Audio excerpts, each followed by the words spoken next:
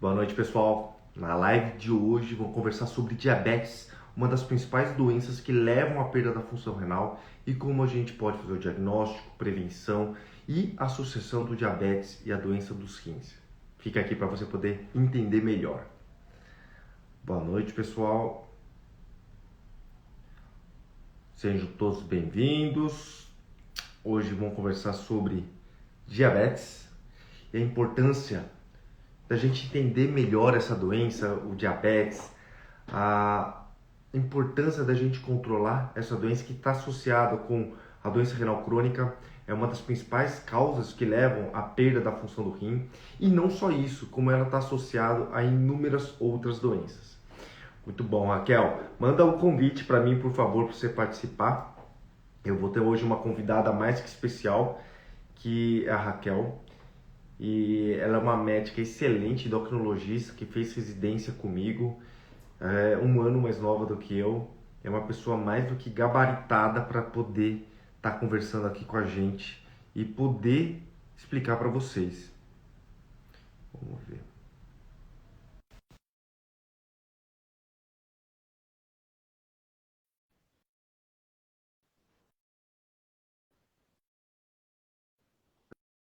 O que foi? Aqui, vou colocar aqui. Olá, Oiê, tudo bem? tudo bom? Tá me Então ouvindo tá bem? bom.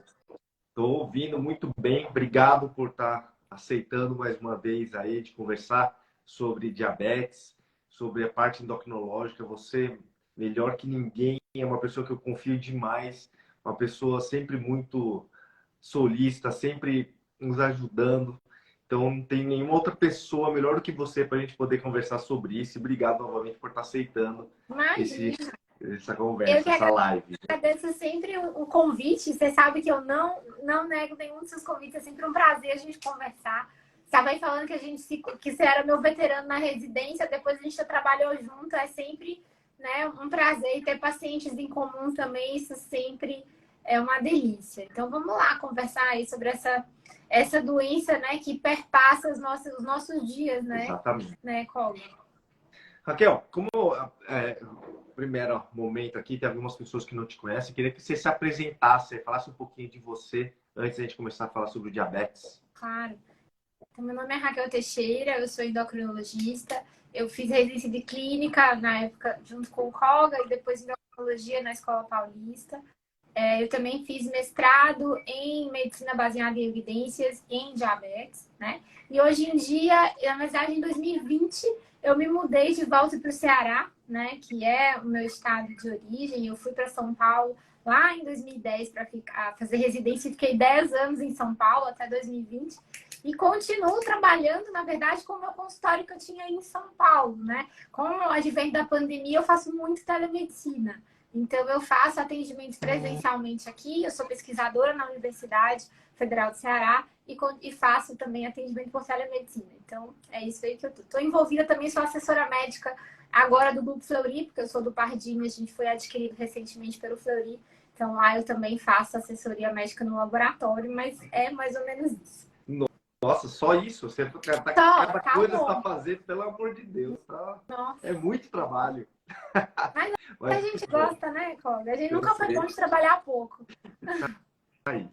Bom, queria primeiro contextualizar todo mundo o quanto é importante a gente valorizar, reconhecer, diagnosticar e prevenir essa doença, que é uma doença cada vez mais prevalente, cada vez mais temos pacientes com diabetes. É uma doença que está muito relacionada com a doença renal. Então, o motivo de estar querendo fazer uma live com esse tema e chamar a Raquel para a gente conversar, o diabetes, hoje no último censo que a gente teve do ano passado, em 2022, o diabetes representava 32% dos casos de doença renal crônica. E só perderam para a hipertensão, que era 33%. Hipertensão 33%, para o diabetes 32%, e nos Estados Unidos o diabetes é a principal causa. Então, é extremamente importante a gente reconhecer, diagnosticar, tratar para evitar inúmeras doenças que estão relacionadas com problema cardíaco, infarto, derrame, insuficiência cardíaca, problema vascular, e aí você melhor do que ninguém vai comentar sobre isso, e doença renal crônica. Então, o que eu canso de ver pacientes com diabetes que não valorizaram, que muitas vezes é uma doença silenciosa, que não dá sintoma nenhum e vai prejudicando o rim, a gente tem que reconhecer, a gente precisa valorizar. Não é porque a glicemia está 200 que está tudo bem. Então, eu queria que você falasse um pouquinho sobre o diabetes e aí o que eu estava pensando em fazer. Falar um pouquinho do que o diabetes causa de problemas, para as pessoas entenderem o porquê é tão importante a gente reconhecer isso. E aí a gente fala um pouquinho dos diagnósticos, como que a gente pode ir conduzindo, como a gente pode controlar os fatores de risco e aí depois alguns tratamentos também. Perfeito. Então, o diabetes, na verdade, é uma doença vascular, em última análise, né? A gente tem, na verdade, um aumento da glicose no sangue, na maioria das vezes, por um somatório entre a deficiência de secreção de insulina e dificuldade da sua atuação nos diversos órgãos, e esse meio de glicemia mais elevada leva a uma inflamação crônica, especialmente nos pequenos vasos. Então, a gente tem um acometimento e muitas vezes uma doença silenciosa, né? Você falou muito bem quando você disse, pacientes, a gente vê cada vez mais um maior número de pacientes. Então, realmente, a gente tem tido um aumento da prevalência do diabetes nos últimos 20 anos. Isso não só nos Estados Unidos, mas no mundo inteiro. Em paralelo ao aumento da epidemia de obesidade, né? Que caminhou aí todo o século XX, entrando agora nas 2 primeiras décadas do século XXI. Com mais velocidade, e a gente tem, então, uma reação, né, de inflamação crônica, especialmente nos vasos da retina, nos vasos do coração e nos vasos renais. Então, a gente tem o que a gente chama de consequências principais do diabetes, sendo retinopatia, coronariopatia, então, né, doença do coração e doença renal, além da doença neurológica, porque a gente também tem vasoinflamação crônica nervosa, então o paciente pode ter ou doença de dor ou dormência, né, nos diversos, vamos dizer assim, nos diversos membros e nervos do corpo. Então, é uma doença silenciosa. Uma coisa que mudou pouco nos últimos 30 anos, mais ou menos, foi o diagnóstico. A gente vai já comentar os critérios, mas o que mudou recentemente em 2021 foi exatamente a idade em que a gente deve fazer triagem de diabetes. Exatamente por esse aumento da prevalência nas populações mais jovens do diabetes tipo 2. Então, o diabetes tipo 2, que é aquele exatamente associado à síndrome metabólica, então a obesidade, hipertensão, dislipidemia, né, colesterol alterado, ele antigamente era muito comum acima dos 50 anos, depois acima dos 40 anos, e agora acima dos 35 anos a gente já tem uma prevalência muito importante na população.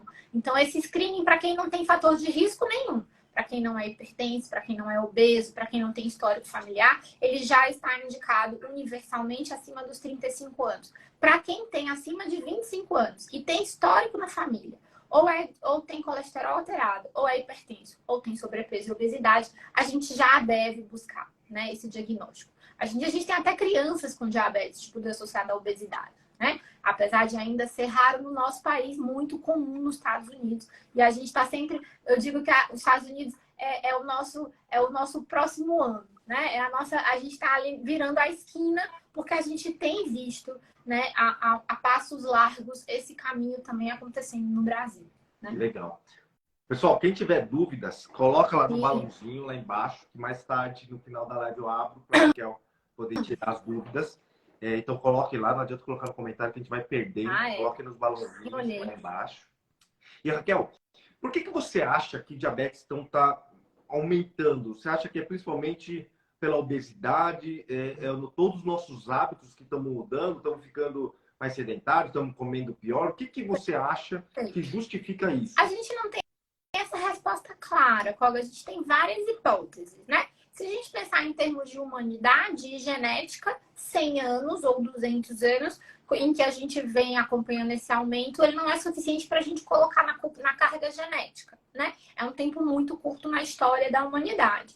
Mas o que a gente viu, e isso começou a mudar no início do século XX, com o aumento do sedentarismo e, em paralelo, a elevação da obesidade e aumento da expectativa de vida da população, que a gente não pode esquecer, que a gente ganhou quase que 40 anos de sobrevida quando a gente pensa em expectativa de vida. A expectativa de vida do brasileiro no começo do século XX era menos de 40 anos. Hoje a gente já está em quase 75, né? Então é uma doença classicamente associada ao envelhecimento. O que não quer dizer que seja normal envelhecer e virar diabético, mas conforme a gente foi superando outras doenças, essa prevalência aumentou. Além disso, o sedentarismo, né? Então, assim, a nossa vida, estilo de vida moderno ocidental, ele está muito associado à doença metabólica, então, dislipidemia, hipertensão, diabetes não apenas, e a própria obesidade, né? E exatamente essa prevalência importante da obesidade no nosso país, que é uma mudança de paradigma também dos últimos 100 anos, que nos traz aí o advento do diabetes, né? Quando a gente fala de diabetes, e a gente falando desses fatores de risco, a gente fala essencialmente do diabetes tipo 2, que é o que a gente sabe que aumentou muito em prevalência, né? A gente também tem o diabetes autoimune, que é o diabetes clássico, associado à doença na infância, e que esse também vem aumentando, né? É claro que de uma medida muito mais, vamos dizer assim, tímida quando a gente olha para o diabetes tipo 2, mas a gente também teve um aumento das doenças autoimunes nos últimos 30 anos, né? Especialmente agora, depois do nosso advento da última pandemia que a gente viveu, que foi a pandemia da Covid-19, a gente teve uma aceleração dos diagnósticos de diabetes autoimune. Então, também, não só o estilo de vida, mas a nossa exposição a agentes virais e a alimentação com ultraprocessados e o que a gente chama de disruptores endócrinos, né? Os ultraprocessados especialmente e agrotóxicos também parecem ter vamos dizer assim, algum papel nessa elevação do diagnóstico. Legal. Então, só para o pessoal entender, tem dois tipos de diabetes principais, tipo 1 e tipo 2. Tipo 1 muito relacionado, então, que a Raquel falou, a parte de doença autoimune, com a destruição do pâncreas, que aparece um pouco mais jovem, e o diabetes tipo 2, que está relacionado à resistência à insulina, obesidade, alimentação, sedentarismo, e, de novo, a importância da gente estar mudando os nossos hábitos. Porque ela acabou de falar um negócio que é interessantíssimo, que nossa alimentação cada vez mais industrializada, cada vez mais conservantes, cada vez mais sódio e tudo mais, que vai prejudicando, aumenta a nossa ingestão de carboidratos e a gente piora, começa a trabalhar mais, movimenta menos, temos menos tempo, somos mais cobrados e isso, uma hora a conta pode chegar. Uma hora chega. E o problema é que você fala para os pacientes, tomar muito cuidado, porque quando essa conta chega, pode vir de uma maneira irreversível, com uma doença que muitas vezes é uma doença que não tem cura, e que pode nos limitar muito a nossa funcionalidade. Então, pensando na parte renal, você perder a função renal, você vai fazer diálise. O próximo passo, transplante. Quantas outras doenças pacientes podem ter infarto? Doença cardíaca, né, Olga? Isso. Exatamente. O rim você ainda dialisa, como a gente brinca, você tem a diálise. A doença coronariana é a principal causa de mortalidade no paciente diabético. O paciente pode não sentir nada na retina, o paciente pode não sentir dor ou ter alteração de neuropatia diabética, mas a doença coronariana é a principal causa de mortalidade nesses pacientes. Eu quero até dar um oi para um paciente que passou aqui. O Narciso foi meu paciente há talvez 7 anos atrás. Um paciente muito querido que deu um oi aqui pra gente só deixar esse registro.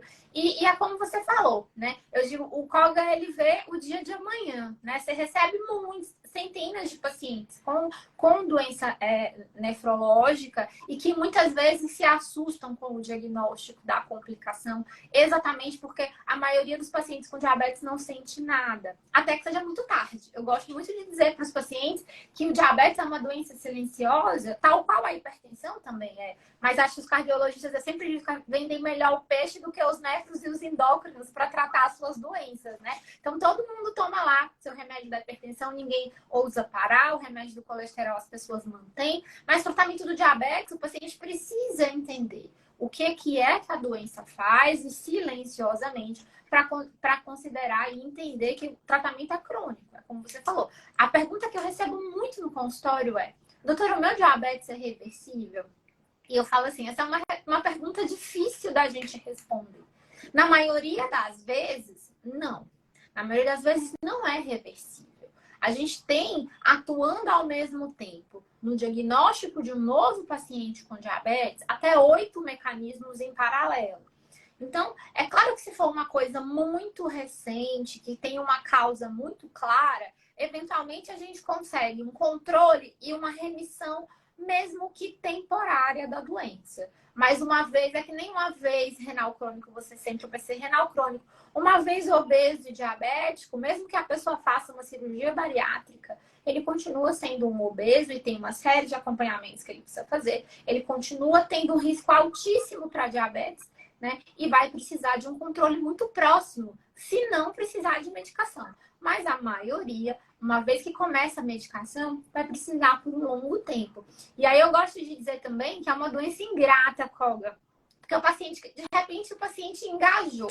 Ele entendeu, ele mudou o estilo de vida, melhorou a alimentação. A gente conseguiu controlar com um remédio. Passa um ano e o paciente precisa de um segundo remédio. E ele perguntou o que que eu fiz. Eu falei, você não fez nada.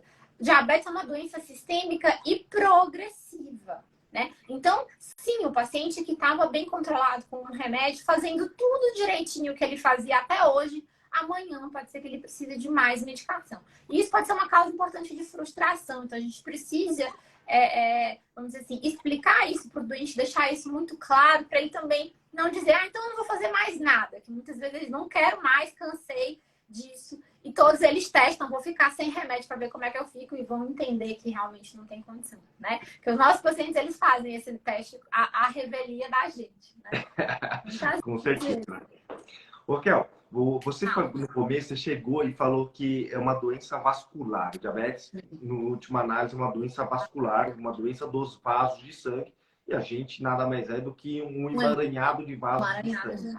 Como que, de modo sucinto, simples, claro que isso é um tema extremamente complexo, como que esse excesso de açúcar, por que esse excesso de açúcar no sangue poderia causar problema nesses vasos? E por que a gente tem, por que o obeso, o gordinho, tem excesso de açúcar? Por que isso acaba acontecendo? Então, isso é uma excelente pergunta, Colga. Respondendo primeiro a questão mais simples, que eu acho que é por que diabetes faz mal, por que dá complicação.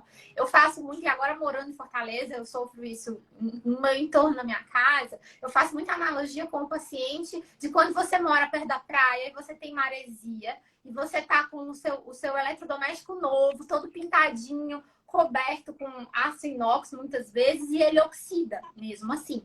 Porque aquele, vamos dizer assim, meio ambiente riquíssimo em sal, que é o que a gente chama de maresia, que tem no ar, na praia, você, mesmo persistentemente, mesmo que você tenha uma proteção endógena contra essa oxidação vem e aparece tão mais rápido quanto mais perto da praia, né? Então, na glicemia elevada, o que acontece nos diversos tecidos do nosso corpo é que você estimula uma reação de carreada de oxigênio, que é como se fosse uma reação de oxidação, né? Em que você, entre muitas aspas, claro, enferruja os seus diversos vasos, né? E o que a gente tem, né, no diabetes, que você fez a pergunta, o que acontece que a pessoa tem glicose alta? Acontece que quando a gente come ou se alimenta com qualquer alimento que tenha caloria, o nosso corpo ele tem uma matemática perfeita quando ele está funcionando bem e a gente não tem diabetes, que ele consegue calcular daquela caloria que você ingeriu, o quanto que eu preciso liberar de um hormônio chamado insulina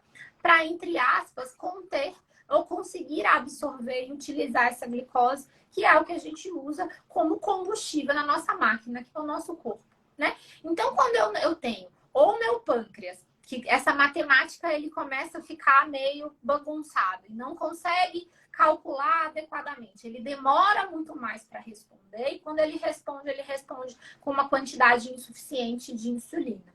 Para o outro lado, a gente também tem lá na célula que vai usar a glicose como combustível uma dificuldade de captar essa glicose, que é o que a gente chama de resistência insulínica. Então, eu tenho um somatório de deficiência de secreção e de resposta à glicose do que eu estou comendo e me alimentando. E, por outro lado, quando eu tenho glicose circulante, porque eu tenho ali glicemia de 200, eu tenho glicose abundante no meu sangue. Mas as minhas células, elas não conseguem captar e utilizar essa glicose como fonte de energia e de combustível. Então, eu tenho, na verdade, é aquela fatores que me levam ao aumento da glicemia no sangue e uma deficiência na utilização da glicemia como combustível, sobrando glicose nos vasos, a gente tem essas reações de oxidação que eu falei, né, derivadas de oxigênio, que levam, em última análise, às complicações crônicas do diabetes. Perfeito.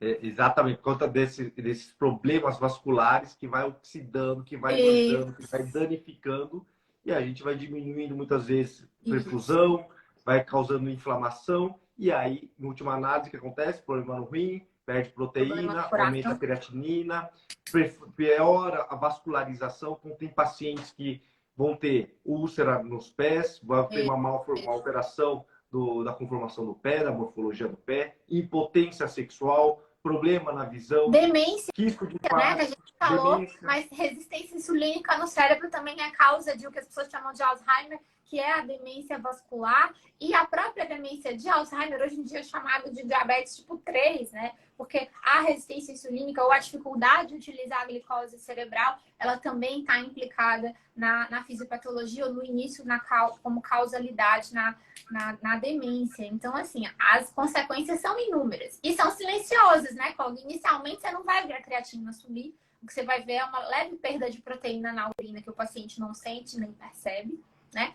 O paciente não sente dor no coração, quando ele vai ver ele já infartou, porque está cheio de depósitos de gordura no coração. O paciente não sente perda da visão, ele começa a ter, na verdade, um aumento da vascularização do olho, que pode sangrar e demora para fazer, né, sintomas de baixa visual. Então, todas essas coisas a gente precisa investigar ativamente. Depois do diagnóstico do diabetes, anualmente o paciente precisa olhar a retina, o paciente precisa fazer um exame de urina, né, se ele ainda não tem doença renal crônica, mesmo que não tenha, que não sinta nada. A gente precisa examinar os pés do paciente para ver se tem sinal de úlcera, se as unhas estão adequadas, se os pulsos estão bem, se a paciente tem redução de sensibilidade, com um testezinho que a gente faz para avaliar assim, o tato do paciente embaixo do pé. Então, os cuidados, eles são sistêmicos, tal qual a nossa doença diabética é uma doença sistêmica também. Maravilha. Pessoal, eu vi umas perguntas. Coloque no balãozinho, que depois a gente abre as perguntas para vocês. Então, coloca lá embaixo no balãozinho, que depois a Raquel vai conversando. Raquel, a gente conversou várias coisas aí sobre o diabetes. Eu queria que você falasse sobre o diagnóstico. Como que a gente diagnostica o diabetes? Quais são os exames que a gente faz para a gente poder... Falar assim, putz, eu tenho diabetes, eu preciso melhorar. O que é um pré-diabetes? Pré-diabetes existe, não existe? O que seria isso? Então, de 2010 para cá, então relativamente recente, a gente tem 3 exames que a gente pode fazer para diagnosticar diabetes. Glicemia de jejum, que tem que ser em 8 horas de jejum, aquela que a gente tira do sangue, não a da pontinha do dedo. HbA1c, que é a hemoglobina glicada, né? Que a gente olha essa reação que eu falei aí de oxidação acontece também na proteína hemoglobina, então a gente consegue ver. E o teste de tolerância, que é um teste que a pessoa vai em jejum para o laboratório, toma lá um copinho com uma substância bem doce, que tem 75 gramas de glicose, e a gente mede de novo a glicemia depois de 2 horas. Então, o teste mais fácil de ser feito, o mais indicado para todos os pacientes, quando a gente vai fazer um rastreamento populacional, é a glicemia em jejum. Tá? Precisa ser pelo menos 8 horas de jejum, no máximo 12 horas. A hemoglobina glicada não precisa de jejum para ser feita, mas é um exame que tecnicamente ele é mais chato, ele tem mais detalhes na hora da interpretação. E o teste de tolerância a gente usa quando a gente tem uma dúvida. Quando eu tenho um pré-diabetes, eu vou já dizer quais são os níveis, ou quando eu tenho uma paciente que tem suspeita de diabetes gestacional na gravidez. A gente sempre indica, né? Então, a glicemia acima de 126 em jejum de 8 horas, ela é diagnóstico de diabetes. Então, glicemia normal, gente, é até 99. E não pode ser a glicemia capilar. É claro que numa campanha de saúde, se você vai no consultório médico, o colega faz, ele nos dá um norte. Mas como diagnóstico propriamente, então a gente precisa usar a glicemia plasmática, que é aquela que a gente coleta quando vai fazer o hemograma no laboratório. Tá? Entre 100 e 125, eu tenho sim uma alteração, mas que ainda não me dá sozinho o diagnóstico de diabetes. Nessa situação, nesse intervalo, é o que eu tenho que a gente chama de pré-diabetes. Que não é que a pessoa que não é uma coisa banal, existe um risco desse paciente muito grande progredir em um ano para diabetes. Então, é um momento, muitas vezes, de intervir no estilo de vida. E se o paciente for muito jovem, até considerar a medicação, tá? Abaixo de 99, a glicemia é normal. Na sobrecarga, aí os valores são mais complicados, mas após 2 horas, uma glicemia, depois que eu tomei uma coisa doce, acima de 200, já me é diagnóstico. E em outras situações, eu posso até abrir mão do jejum se o paciente chegou num pronto-socorro claramente com sintomas, né? Perda de peso, muita sede, urinando demais, com uma glicemia acima de 200, aleatória, eu poderia fazer o diagnóstico. Mas esse diagnóstico ele vai ser feito dentro do hospital e numa situação de muita urgência. Então, o principal exame seria a glicemia mesmo. E o pré-diabetes, ele existe. E por que a gente não fala de diabetes, né? Para quem for mais antigo, até o início da década de 90, o corte era 140. Porque 126... Por que não é 125, né, Koga? Por que não é 130? Um número quebrado desse jeito. Tem um motivo, na verdade, né? Esse motivo foram os estudos que viram que acima de 126, essas complicações que a gente vem falando, né, Koga? No rim, na retina, nos vasos, no coração, eles aumentam muito.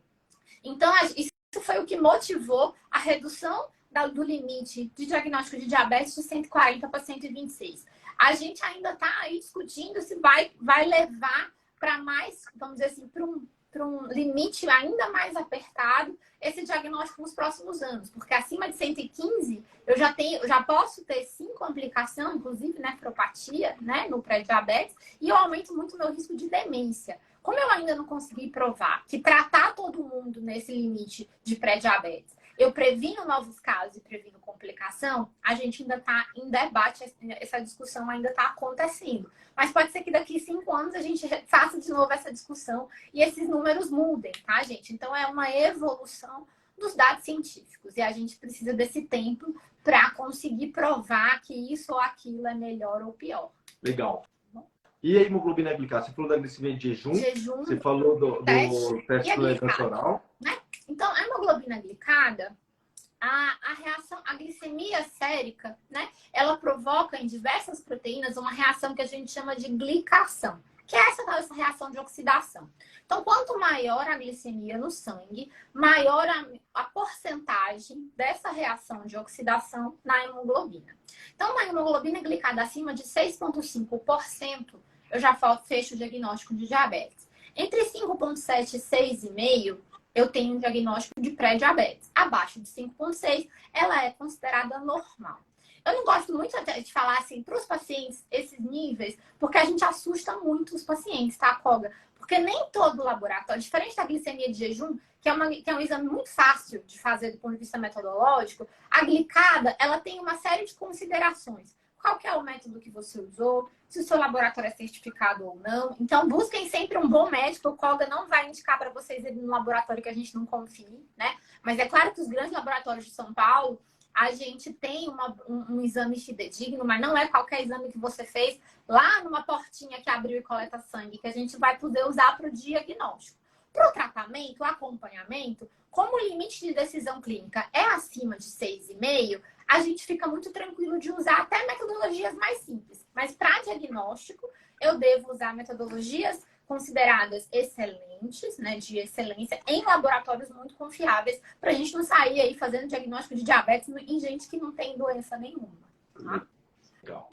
Muito bom. Pessoal, de novo, as perguntas coloquem no balãozinho lá embaixo. Isso. Raquel, beleza. Você chegou, então você falou os critérios diagnósticos.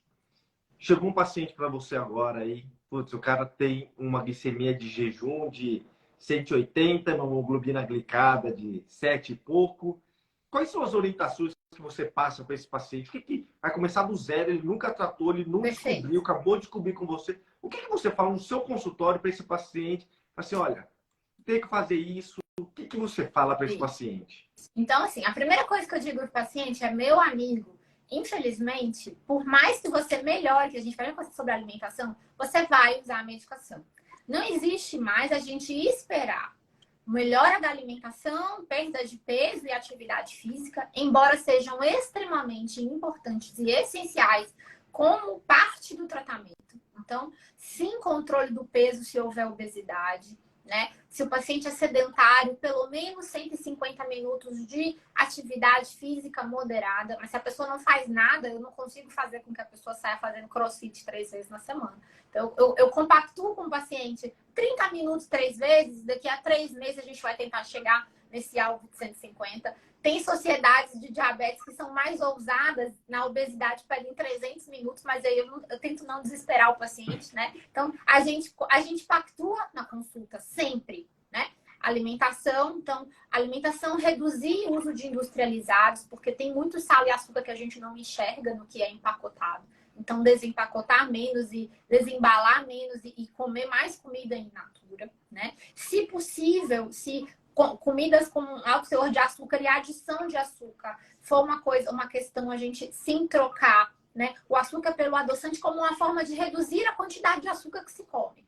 E não para fazer que nem minha avó que dizia, quantas gotas a senhora quer no café? Eu quero uma... Ela dizia assim, né? Pode colocar 20 gotas de adoçante no café? Não, não pode, né, gente? É assim, 4, 5, para você lembrar do gosto do açúcar e a gente ir gradativamente reduzindo essa ingestão. Tá? Então, intervenção na alimentação, atividade física, controle do peso, que pode ou não ser associado ao uso de uma droga anti-obesidade. Eu não gosto de chamar remédio para emagrecer, porque daí a gente sai do território da obesidade, entra no território da, vamos dizer assim, pressão social por perder peso. Então, droga anti-obesidade pode ser uma questão, inclusive aliado ao tratamento da glicemia. E medicação. Porque não existe mais, Colga, em novos diagnósticos de diabetes, a gente esperar como era na nossa época, nós já estamos velhos, a gente já viu isso mudar. No começo a gente falava assim, você vai lá, vai pra academia, vai comer melhor, vai perder peso, volta daqui 3 meses para ver se eu vou tomar remédio. Não, porque esses primeiros 6 meses do diagnóstico são essenciais. Esse controle rápido da glicemia para redução dessas complicações que a gente falou. Então, ser mais agressivo no sentido de ativo na conduta médica é muito importante para o paciente. Mesmo que ele muitas vezes nem saiba e nem sinta nada. Porque daqui a 5 anos esse paciente vai ter menos complicação se a gente for muito, vamos dizer assim, agressivo e não permissivo no início do diagnóstico, tá? Legal. E isso é importantíssimo que a Raquel falou, porque é uma das queixas que eu escuto, umas coisas que eu vejo muitos pacientes, aquele paciente que quer tomar um remédio de modo perfeito, mas não quer fazer mais nada. É. E o que eu sempre falo, assim, as coisas são tripés. Você tem que ter uma alimentação boa, adequada. Aqui eu sempre oriento passar com o nutricionista para poder ajustar, orientar, aconselhar. Muitas vezes você está comendo um negócio e está errando. Vai, pô, tirei o pão, mas come um monte de tapioca e está dando um monte de carboidrato. Na verdade, não muda muito. Ou então eu troquei o arroz pelo arroz integral, achando que está sendo muito menos caloria. Na verdade, não faz diferença nenhuma. Assim, claro, gente, pelo amor de Deus. Comida integral tem mais fibra, tem uma série de outros benefícios. Mas enquanto restrição calórica não faz sentido nenhum, né? Exatamente. Então, assim, esses detalhes e essa coisa da educação nutricional, como você falou, é super importante. Chega muito paciente no consultório que acha que está fazendo tudo certo. Aí eu gosto muito de fazer. Então, vamos lembrar o seu dia de ontem, porque o diário às vezes é difícil. O que você acordou, que horas, o que você fez, toma café, vai para academia ou não, que horas você trabalha, como é que é a sua rotina, porque até para prescrever remédio, eu preciso entender qual é a rotina do paciente, né? Essa pactuação é super importante, porque se o paciente é segurança à noite, você não pode dar insulina para esse paciente de noite, né? Se ele trabalha com segurança armada, esse paciente não pode ter hipoglicemia. Então, essas coisas entram na nossa decisão, de tomada de decisão de medicação. Então, esse dia é super importante. Essa coisa da nutrição, ela é um tripé importantíssimo. A atividade física, ela é um grande aliado na melhora do que a gente chama de resistência insulínica. Então, ela precisa entrar como parte do tratamento. Eu gosto de dizer para os pacientes que não tem nenhum remédio. E a gente tem, olha que a gente tem o quê? Uns 15 antidiabéticos orais, mais umas tantas insulinas para tratar diabetes hoje em dia. Nenhum desses remédios consegue substituir o que a dieta, melhora da alimentação e atividade física fazem. O que não quer dizer que isso seja suficiente, mas que eles precisam caminhar juntos, a gente não tem dúvida, né? E aí, se o paciente não quer de jeito nenhum, a gente vai pactuando pequenas metas. A pessoa que não faz nada e passa a fazer 60 minutos de atividade física por semana, você já tem um benefício. A gente tem estudo mostrando isso, né? Por mais que o nosso horizonte seja 150 minutos, se a gente conseguir pequenas modificações no dia a dia do paciente, a gente já vai ter benefício. O nada é que a gente não pode nunca aquela desistir. A gente vai sempre insistir. Eu sou chata nesse sentido, né?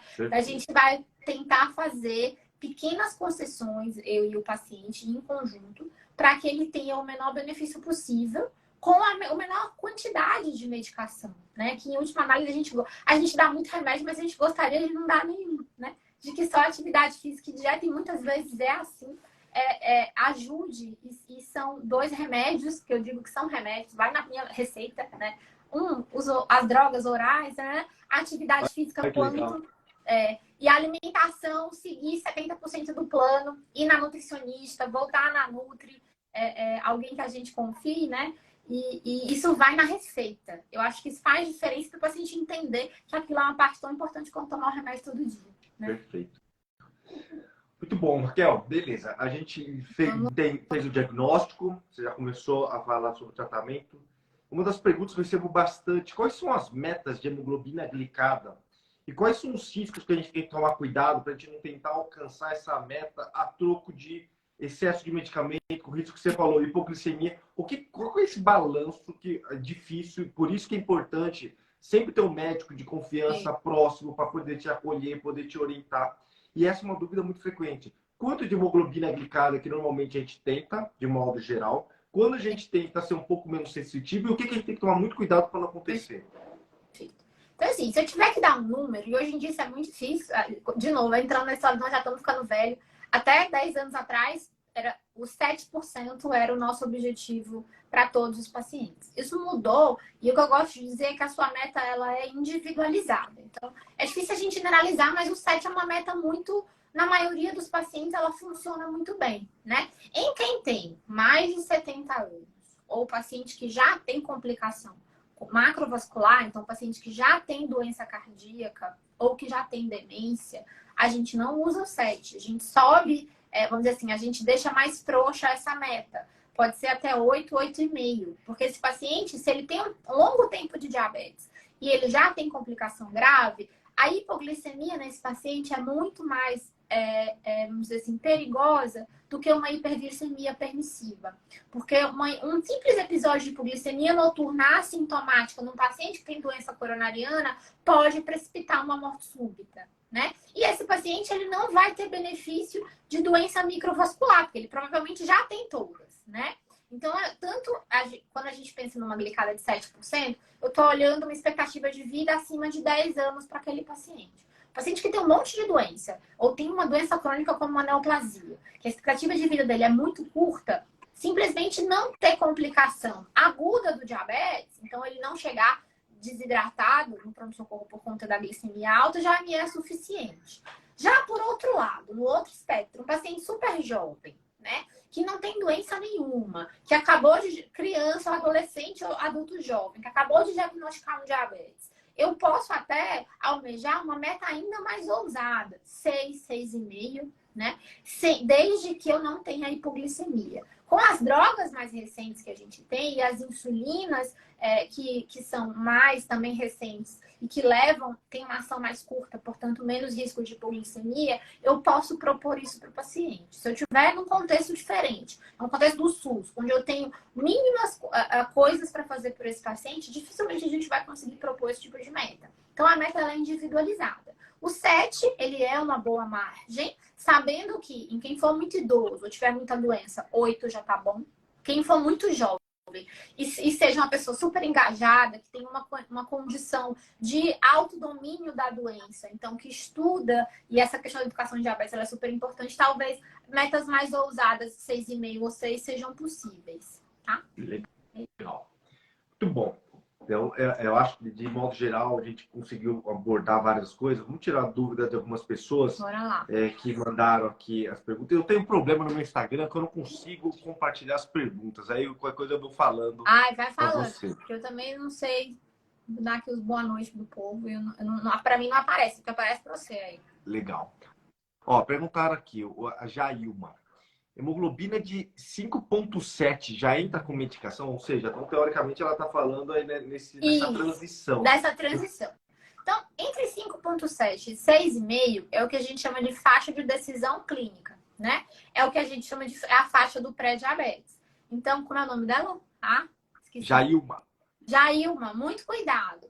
Na maioria das vezes, 5,7 a gente não entra com medicação, tá? Via de regra, pré-diabetes a gente não trata. Quem que eu trato que tem pré-diabetes? Pessoas assim, abaixo de 50 anos ou que tiveram diabetes na gravidez. Então, mulheres que tiveram bebê recente porque essas pacientes eles têm um risco alto de progredir, tá? Só que cuidado, se sua glicemia de jejum tá normal, né? Se o seu teste de tolerância também é normal, essa glicada nesse limite de 5,7 pode ser um falso positivo para diabetes. Não estou dizendo que é. Então, você procura um médico que você confie para investigar melhor esse quadro de pré-diabetes. Então, no geral, a gente não trata todo mundo com pré-diabetes com remédio. Isso tem mudado, tá? A gente tem sido, muitas vezes, mais agressiva a depender do paciente. Até porque, se a pessoa tiver um sobrepeso e obesidade e um pré-diabetes, já nos autoriza ou devemos oferecer para esse paciente uma terapia que melhora a glicemia e baixa o peso, tá? Mas, às vezes, só dieta e atividade física pode ser suficiente para normalizar, né, esse quadro de pré-diabetes, ele realmente se confirmar. Então, não é todo mundo que a gente usa remédios, tá? Legal. Pessoal, quem tiver mais perguntas, vai mandando aqui. Perguntaram aqui, eu sempre me questiono a respeito da metformina. Tá. A metformina causando problema renal, eu tomava metformina, a metformina prejudicou. Nesse contexto, hoje, com tantos medicamentos, metformina ainda tem seu papel, tem seu espaço? Não tem? E a metformina para você prejudica a função renal? Como é que é isso, Então, Raquel? a primeira coisa é um grande não, né, gente? A metformina não prejudica o rim. Aliás, a metformina é uma droga excelente. Ela é barata, ela é amplamente distribuída. Você vai lá pro interior do interior, você acha metformina no postinho. Ela é de graça na farmácia popular, na sua forma de liberação lenta, que é o Glifage XR. Então, ainda tem, Colga. Os últimos... E todo ano a gente é liberado um guideline novo de tratamento do diabetes na Sociedade Americana e Sociedade Europeia. E sempre a droga de primeira linha no diabetes ainda é a metformina, por essas grandes vantagens. É uma droga segura, é uma droga que tem pouquíssimas contraindicações, ela deve ser utilizada até o momento em que o clearance creatina não permitir mais. Então, até o clearance de 30, então, o paciente quase no estágio de diálise, ele aí sim é que vai ter que talvez suspender, mas é uma droga que a gente vai manter. É uma droga que muitas vezes a gente vai associar às outras drogas, tá? E no pré-diabetes, ela é teórica, ainda é também a primeira escolha se a gente for usar terapia medicamentosa. É claro que eu tenho outras drogas, que aí vai depender também do custo e do acesso do paciente, que tem outros benefícios além do controle da glicemia, né? Que é, por exemplo, melhora de perda de peso, redução do peso, prevenção de doença renal. Então, e muitas vezes o diabetes é uma doença de associação de medicações, né? Então, assim, a metformina tem sim seu papel, ela não foi ela que fez seu rim piorar. É a doença, diabetes é uma doença sorrateira, chata. Eu digo que é a doença que é a mais ingrata, porque você fez tudo certinho até ontem. Hoje você se revoltou e não fez mais nada, rapidamente a doença descontrola, né? Então, assim, ainda somos entusiastas dessa nossa velha colega, que é a metformina, pelas suas vantagens que a gente tem. É claro que os novos antidiabéticos têm seu papel importantíssimo e a gente pode considerar, a depender do que o paciente tenha de doença além do diabetes, trocar ou não iniciar com a metformina, mas ela ainda está lá como a sua, vamos dizer assim, a nossa rainha, e os outros estão do lado dela, mas não acima dela ainda. Legal. E aí, só para acrescentar essa questão, então, a metformina não prejudica o rim. Não. Os guidelines recomendam abaixo de 45% a gente dá uma ajustada e abaixo de 30% suspender por conta do risco do rim que não funciona bem acumular a metformina de um modo excessivo no seu sangue e dar problema. Mas não é que a metformina prejudica o rim. Isso é para deixar bem claro. E aí, Raquel, eu acho que isso aqui é uma coisa importante, porque a maior parte das pessoas tomam metformina A metformina, nessa liberação lenta, XR, tem algum momento que você tem que tomar ou não, por conta dessa liberação lenta, não precisa ser antes da refeição, não precisa ser depois. Acho que só esse aí, medicamento, acho que é importante por Esse é um conta de ser detalhe amplamente importante, né? Então, essa sigla XR que tem no final do nome do remédio, é uma sigla em inglês que significa Extended Release, que é de liberação lenta. Ela foi proposta exatamente para reduzir o principal efeito colateral da metformina, que afastava muito o remédio dos pacientes, que era desconforto gastrointestinal, às vezes dor no estômago ou diarreia, né? Então ela reduz muito esse efeito, o que também prolonga a sua absorção. Então o paciente pode tomar em doses fracionadas ou o paciente pode tomar tudo de uma vez só. Então, paciente que toma muito remédio, às vezes é difícil a gente ficar fracionando muito remédio, porque vai esquecer. Ainda mais quando eu vou tomar depois do almoço. É o horário que as pessoas menos tomam remédio, porque estão na rua e não se lembram de levar. Então, assim, tem paciente meu que diz, doutor, eu não quero tomar um monte de comprimido de uma vez, vou dividir. Não tem problema nenhum de dividir, mas não tem necessidade. E não precisa ser em jejum, nem depois da refeição, o horário que o paciente se sentir mais à vontade de usar a medicação. Porque a sua absorção vai ser lentamente e esse efeito ele vai ser prolongado. Então, assim, não tem necessidade nenhuma da gente ficar fracionando glifage XR, metformina XR, glifage só tem ele, a gente pode dizer o nome, né? Várias vezes ao dia. Vamos facilitar a vida do doente que já toma, sei lá, às vezes 5, 6 remédios de uma vez só, né? Então, é possível sim. Aí você pode usar, prefiro de manhã, prefiro de noite. A depender muito da rotina do paciente, a gente faz esse ajuste, né, Koga? Legal. Outra coisa que perguntam bastante, que está agora na moda, até queria que você explicasse um modo simples, e a questão da nefropatia por diabetes, um dos medicamentos que, para nefrologia, veio como revolução, são os inibidores de SGLT2, que são os glicosuros, que você inibe uma parte do rim, favorecendo que você elimine açúcar na urina, e isso trouxe inúmeros benefícios. Então, benefício renal, evitando pior da função do rim, diminuindo a perda de proteína, protegendo o coração. E eu queria que você só comentasse de um raciocínio, porque teve algumas perguntas, como que a nefropatia diabética e o que esse medicamento pode fazer e qual que é a sua impressão sobre esse medicamento? Perfeito. Então, quando a primeira droga dessas chegou aqui no Brasil, a gente tinha muita desconfiança, se é que se ia dar certo. Porque, no geral, tudo que faz com que a gente tenha glicose na urina, a gente associa a infecção urinária e piora da função do rim. Mas, na verdade, os inibidores da SGLT2 se mostraram para além do controle glicêmico. Porque, vamos começar que eles foram pensados e imaginados como uma medicação que aumenta a secreção de insulina e, portanto, controlam a glicemia e também aumentam a excreção de glicose, excesso de glicose na urina, uma forma de controlar o diabetes. O que se viu é que nos pacientes que têm doença renal, ou mesmo que não têm doença renal, ele é um potente diurético, né? E um potente bloqueador de um sistema dentro dos vasos do rim que levava à hiperfiltração, que é o que a gente chama de aumento da filtração, da perda de proteína na urina, a principal, vamos dizer, o primeiro e o principal mecanismo da doença renal do diabetes. Então, a gente descobriu, meio que por acaso, uma coisa que a gente imaginava que pudesse ser não fazer tanto bem para o rim, um grande protetor renal. Além disso, sendo um potente diurético, ele tem uma ação importantíssima nos pacientes que têm insuficiência cardíaca e diabetes. E até nos pacientes que não têm diabetes, têm insuficiência cardíaca, né? Porque ele também, a gente tem receptor de SGLT2 cardíaco, a gente tem, então, alteração na remodelação, né? Redução da pré-carga, ou seja, redução daquele excesso de volume de inchaço que o paciente que tem insuficiência cardíaca tem. E a gente reduz também evento de hospitalização, de mortalidade por doença cardíaca. Então, a gente tem, para além do controle da glicemia, outros efeitos muito benéficos e que se mostraram um estudo após o outro de 2015, mais ou menos até agora, né? E que a gente tem aí ganhado grande experiência até em quem não é diabético. E aí acho que você vai até ter mais experiência que eu na doença renal não diabética e na insuficiência cardíaca, né? Na doença cardíaca do paciente não diabético. Então a gente acabou ampliando aí por esse efeito. E é uma droga segura, né? As mais recentes, elas têm pouquíssimo efeito colateral, né? especialmente nos pacientes mais jovens, tem que ter um pouquinho de cuidado quem já usa diurético, especialmente furosemida, se tiver IC, né? Ou um paciente muito idoso.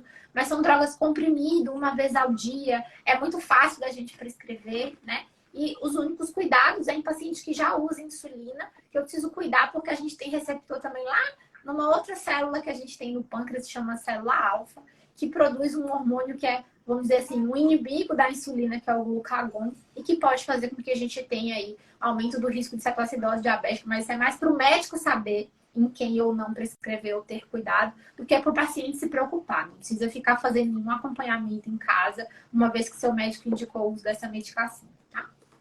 Legal. Para a gente, esse é uma grande revolução. Esse medicamento, particularmente, eu gosto muito. Tem que tomar cuidado, só que a gente tem que respeitar uma função renal mínima de 20, 25%. Sim. Não é para todo mundo, então não é para sair comprando remédio por conta própria. Mas eu acho que é um baita de um aliado que pode nos ajudar bastante a controlar o diabetes e proteger melhor o rim, proteger melhor o coração. Então, o que você falou, uma coisa que é interessantíssima, igual a pressão, né? É difícil um medicamento único, mas associações de mecanismos diferentes trazem resultados cada vez melhores. Então, isso eu particularmente acho que é um medicamento interessante, que acho que se vocês quiserem, conversem com o seu médico para ver se no seu caso vale a pena ou não vale a pena. E aí, chamar a atenção só para uma coisa, que é uma doença que está muito próxima do diabetes, que é a obesidade, eu não falei nesse efeito, mas ele leva a uma pequena perda de peso em quem é diabético. Não se justifica usar o SGLT2 para emagrecer, gente. O efeito em quem não é diabético de perda de peso, ele é mínimo, ou para não dizer nenhum. Então, assim, ele não é medicação para tratar obesidade, para levar a perda de peso, mas ele também até tem um leve efeito de perda de peso em quem é diabético, né? Então, ele ainda tem essa pequena vantagem aí. Mas é uma droga que a gente está aprendendo no gerúndio, né? Cada vez mais indicações e benefícios dessa classe de drogas. Legal. Tem outra pergunta aqui, que é do Hugo. Ele falou assim, qual geralmente a evolução da nefropatia diabética? Tenho há 5 anos. Eu não sei se ele tem diabetes tipo 1 ou tipo 2. Descobri com creatinina em 1,1. Hoje estou com 1,4. Tá. Então, se você quer que eu responder, eu posso responder. Então, assim, a doença renal diabética, é difícil a gente traçar, especialmente sem saber qual que é o tipo de diabetes, a velocidade da perda de função. Mas quando a gente fala em doença renal diabética, a gente se preocupar com duas coisas, né? Uma é a creatinina, que é exatamente a porcentagem de função de funcionamento do rim. E a outra, que pode acontecer em paralelo à perda de função renal, que é a perda de proteína na urina, que pode ser desde muito pequena até síndrome nefrótica, que são perdas de grande volume de urina, de proteína na urina, que leva até a... Raquel, falou que a minha é tipo 1 a 22 anos. Tipo 1 a 22 anos. Então, é um diabetes há mais de 20 anos, uma pessoa com uma estrada longa, né, de diabetes. Então, se ele só chegou numa função agora, 1,4, o que a gente pode dizer é o seguinte, né? Ele tem indicação ainda, provavelmente, de tratamento intensivo, porque melhora da glicemia, a gente tem uma menor progressão do diabetes. Isso é uma coisa que sempre os endócrinos e os nefros concordam bem, né, Koga? Então, manter o seu diabetes sob controle é importantíssimo. Se você tem perda já de função renal, muitas vezes a gente precisa usar medicações específicas para nefropatia, e aí entram os IECAs e os BRAS, que são medicações para pressão, que têm ação na redução da proteína. E no diabetes tipo 1, a gente tem ainda, vamos dizer assim, não é nem algum receio, mas algumas ressalvas na utilização do ISGLT2 no paciente com doença renal, né, Koga? A gente tem isso muito claro no diabetes tipo 2, mas no diabetes tipo 1 essa resposta ainda não é definitiva. Então, a gente, às vezes, até lança a mão, se a gente precisaria ver melhor os exames, né? Mas essa progressão, que eu posso dizer que ela não é tão rápida. Na maioria das vezes, demora. Você vê que era 1,0, agora está 1,5. Mas a gente precisa sempre olhar além do diabetes. Então, olhar a hemoglobina glicada e glicemia, controle glicêmico. E no diabético tipo 1, que a gente chama de variabilidade glicêmica, é muito importante. Ele não pode ficar subindo e descendo. tem que ficar num nível mais ou menos estável.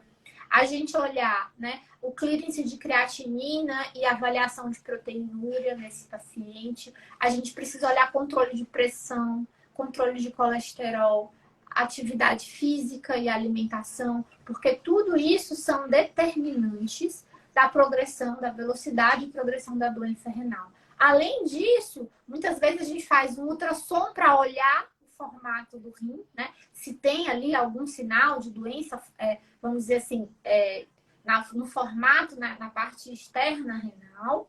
E também o exame de urina comum, para ver se a gente tem alguma outra doença que possa levar à perda de função renal, além do diabetes. Então, essa avaliação que parece trivial, né? Parece bobo, mas na verdade é uma pergunta super difícil da gente responder. Complexo.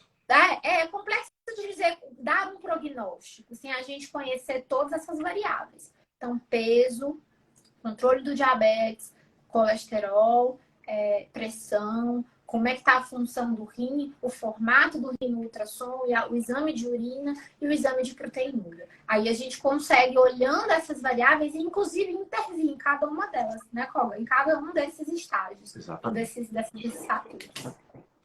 O Samuel perguntou a mesma coisa. Hipertensão, diabetes tipo 1, creatina deu 1,18, como melhorar? Ele falou glicada de 6. É exatamente o que você falou, controlar todos os fatores. Controlar a pressão, escolher os melhores medicamentos. Controlar diabetes, escolher os melhores medicamentos. Melhor alimentação, uma melhor atividade física, controlar peso, controlar saúde emocional, sono. Tudo isso, dormir bem, isso. vai te ajudar a ter. Então não é simples, não é uma resposta simplória. Colesterol, mas tudo tem que ser muito bem analisado, né? A gente está aqui nos finalmente aqui. Eu queria perguntar para você. Ficou uma febre agora, Ozempic.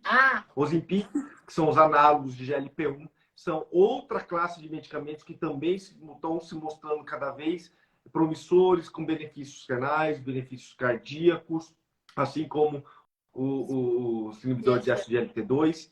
Só que deu uma banalizada, onde todo mundo agora utiliza o Ozempic, principalmente. E tem gente que utiliza diariamente, contando cliques e tudo mais. Queria saber primeiro, o que você acha desse medicamento? Você acha que ele realmente é um medicamento bom? E os cuidados com isso, né? Porque eu acho que as pessoas estão querendo emagrecer de uma maneira que... E é engraçado isso, porque eu peguei uma prescrição outro dia que toma Ozempic e aí dá náusea, aí ele toma remédio para cortar a náusea, para acelerar o esvaziamento do estômago, tipo...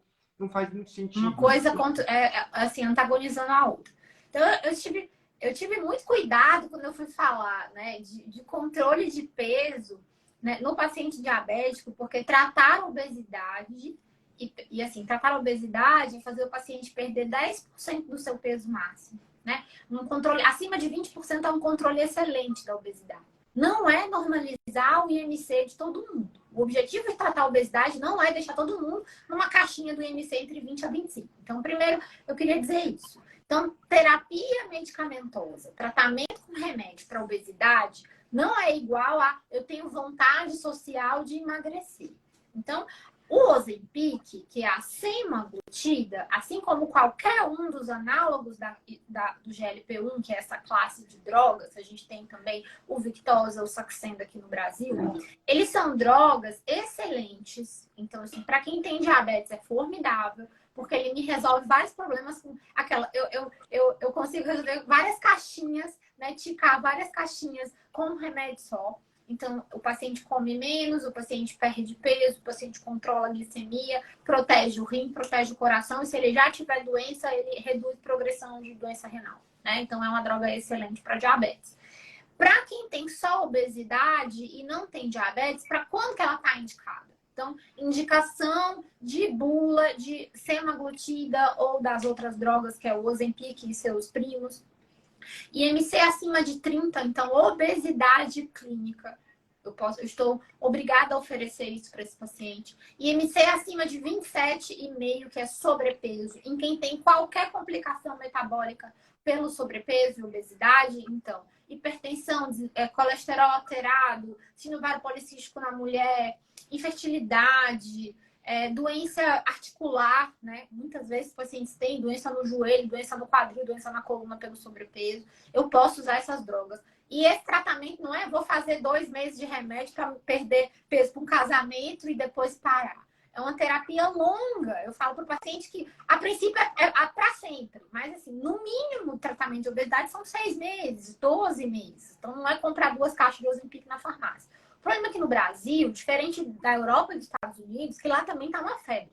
Mas lá você precisa de receita para comprar o remédio. Aqui você vai na farmácia, você olha um vídeo no YouTube, um monte de colegas nossos indicando como é que usa, né, Colga?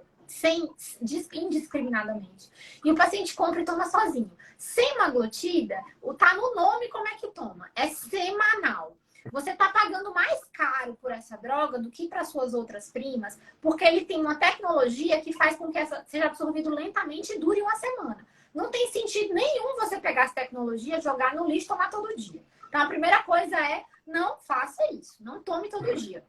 Porque ou você não precisa dessa dose toda, né? Ou você está fracionando a dose e está deixando de usar a principal vantagem do remédio, que é ser uma vez por semana. E quando se usa diário, ainda usam doses acima da máxima permitida. Então, a gente pode chegar até doses altas, mas a progressão ela é muito lenta, exatamente para reduzir os riscos de complicação, que a principal é náusea, vômito e constipação ou diarreia. E pancreatite é uma complicação sabida de qualquer dessas drogas, se você usar em dose muito elevada. Então, eu já fui chamada no hospital, Colga, para avaliar um paciente com pancreatite grave no hospital, porque tomou semaglutida, né? Ozempic todo dia, numa dose absurda, sem ter indicação, né? Então, assim, todo remédio, gente, tem complicação. A gente pesa na balança, né, Colga, os riscos e os benefícios de qualquer remédio. Até uma S para dor de cabeça, uma dipirona para febre, a gente precisa pesar os custos e os benefícios. Então, assim, não é droga para ser utilizada levianamente, né? Todo dia, então, jamais. Não existe nenhum motivo médico ou farmacológico da gente usar a semaglutida todo dia. Esse é o Ozempic, né? Existe o Ribelsus, que é em comprimido, que é a semaglutida que tem que ser diária. Mas porque a absorção é tão ruim pelo estômago que tem que ser todo dia usado. Então, assim, as doses são super pequenas, nem se comparam com a do Ozempic. A perda de peso é muito mais, assim, menor, muito mais pobre, né? E não tem o mesmo efeito definitivamente, porque ele absorve só 5% da droga que a gente está dando no comprimido. Então eu fico até exaltada, porque eu fico muito revoltada com isso. Fico tomando oral. Mas por isso que eu gosto de você, que de raiva, e recebo mensagem sobre isso todo dia. Todo dia. Isso é importante. Raquel, deu o nosso tempo aqui. Queria agradecer novamente você por toda a disponibilidade, por todas essas informações. Vai ficar gravada essa live. Quem puder, segue a Raquel. Ela passa um monte de informação.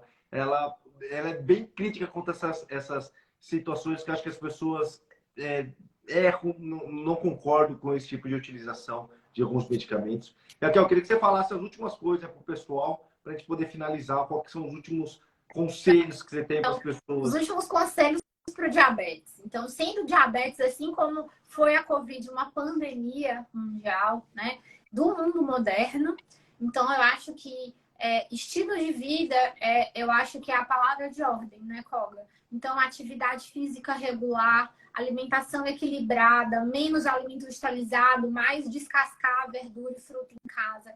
Acho que são 2 coisas super importantes. Tenha um médico que você confia, que faça uma avaliação pelo menos anual, se você tem mais de 25 anos e tem algum fator de risco, ou acima de 35 anos, independente de fator de risco, você precisa ser triado anualmente para diabetes. E tente encaixar no seu dia a dia atividade física como que nem a gente encaixa, né? Rede social, que nem a gente encaixa escovar o dente todo dia e tomar alguma medicação, se for esse o caso, para que a gente, no futuro, gaste menos dinheiro com remédio, né? E com tratamentos, porque o diabetes é uma doença muito silenciosa. Nefropatia diabética, então, é uma coisa complicadíssima de tratar, muitas vezes. Os pacientes que perguntaram, a gente tem muita dificuldade de prever, né? É claro que se você tem uma série de doenças, isso vai mais rápido. Mas, assim, a estilo de vida, independente do seu tipo de diabetes, atividade física e alimentação regular são super importantes, essenciais no tratamento. Maravilha. Raquel, muito obrigado de novo. Obrigada, gente. Vamos fazer mais vezes. Agradeço de verdade, de coração, por tudo. Mas... E, pessoal, obrigado aí pela companhia, por estarem com a gente aí nesse momento. Obrigado, viu, Raquel? Boa noite. Eu que agradeço. Tchau. Até mais.